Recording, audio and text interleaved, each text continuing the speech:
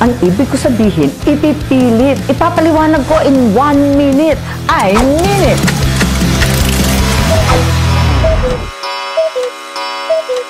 Hoy mga Gen Z, di ba ninyo kilala si Bonjing? Panahon ko yon, ginawang sine. Naging pelikula si Don Zulueta, si Jimmy Santos. Pero base yon sa isang Mars Ravelo na classic na comic na Pilipino, katulad ng Darna. Talagang may image siya, may drawing sa comics, yung tambuhala, na spoiled, na iyak ng iyak, malaking mama, taba-taba, iyak ng iyak, reklamo ng reklamo, pero dede ng dede. Nako, talaga naman, yan si Bonjing. Kaya maniwala kayo, kung may Bonjing na umiiyak dahil sa budget, may mga baby Bonjing na healed din.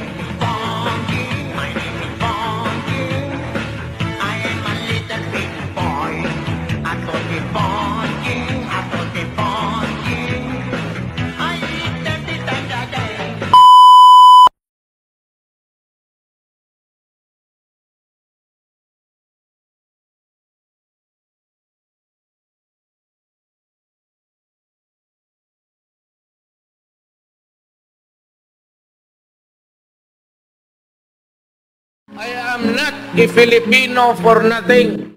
I did what I had to do.